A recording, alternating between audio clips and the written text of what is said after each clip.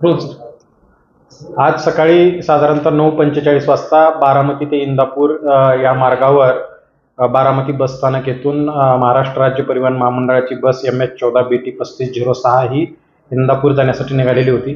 सदर बसमधील प्रवासी त्यातील जो आरोपी आहे अविनाश सगर, वय वर्ष 22, हा सगळ्यात शेवटच्या सीटवर बसलेला होता.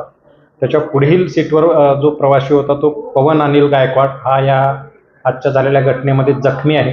यातील संशयित आरोपी जो आहे अविनाश सगर याने कडील कोयता काढून समोरच्या एका प्रवाशावर वार करण्यास सुरुवात केली. त्याच्यामध्ये त्याच्या चेहऱ्याला आणि डाव्या हाताच्या कोपऱ्यावर जखम झालेली आहे.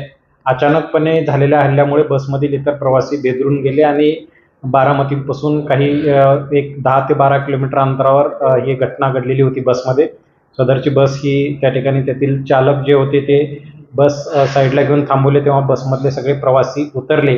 यातील जखमी आणि जो आरोपी आहे या दोघांशी पण हॉस्पिटलमध्ये जाऊन विचारपूस केल्यानंतर असं लक्षात आलं की यांची यापूर्वीची कुठलीही ओळख नाही, परंतु हा जो आरोपी याच्यातील आहे जो अविनाश सगर हा मूळचा राहणारा लातूरचा आहे. तो मागच्या 3 महिन्यापासून बारामतीमध्ये त्याच्या नातेवाईकाकडे येऊन थांबलेला होता. याचं वय 22 वर्ष आहे. तो फरशीचे आणि प्लंबिंगचे कामं करत असतो आणि तो मानसिक तणावात होता, वैफल्यग्रस्त आहे, त्याच्यावर मेंटली डिस्टर्ब आहे. त्याच्यामुळे इथल्या शासकीय वैद्यकीय महाविद्यालयातून त्याला पुढे त्याच्या मेंटली उपचाराकरता मानसोपचार तज्ज्ञाकडे पुणे या ठिकाणी त्याला पाठवण्यात येत आहे.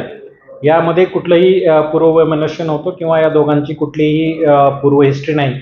या घटनेमध्ये एकच जण जखमी झालेले असून हे दृश्य बघितल्याने बसमधील एक महिला प्रवासी याच्यामध्ये शॉकमध्ये गेलेली आहे. ती बेशुद्ध पडलेली होती.